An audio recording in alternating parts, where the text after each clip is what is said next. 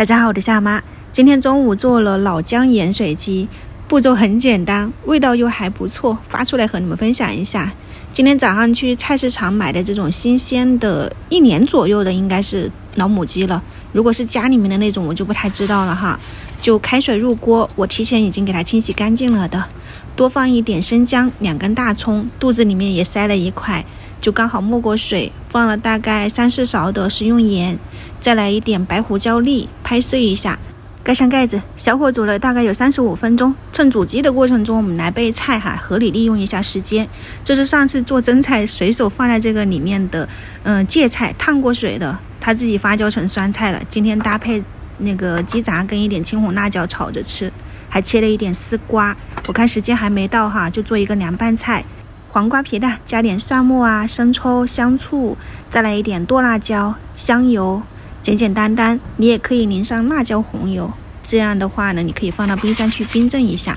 接下来那个鸡煮的时间也差不多了哈，准备一盆冰水，把这个煮好的鸡捞出来，快速的过冰水，它那个皮就 QQ 弹弹的，里面又可以锁住这个鲜嫩的汤汁。先让它这样子降温，我们把菜炒了。酸菜水分太大，你就要干锅，把水分炒干了以后捞出来。因为鸡杂不多，我就配了一点瘦肉哈，这个鸡蛋我到时候配那个丝瓜的，放上那个切好的青红辣椒、姜蒜和肉一起炒，淋了一点辣椒粉、酱油，然后再把酸菜放进去，自己调味道哈，试一下咸淡，最后加点盐调味就可以了，非常下饭，很好吃的一道菜，也是家常里面随手能利用到的。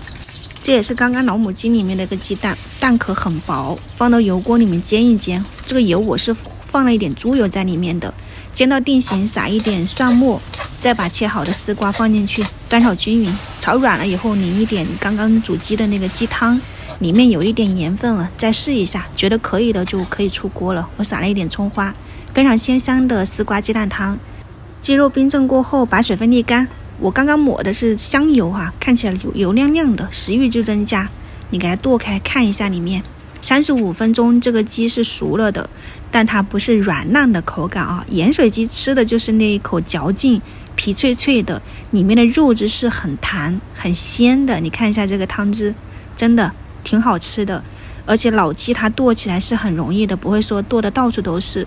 你如果家里面有那种芝麻盐，你就撒一点在上面。我们那一锅那么大的水哈，就只有3-4勺盐，其实盐分并不大，它那个鸡肉里面会有一点淡淡的盐味，就很淡的口感。肉质是真的没说了，晚餐可能是给你们看宵夜了哈。我们待会儿再见，拜拜。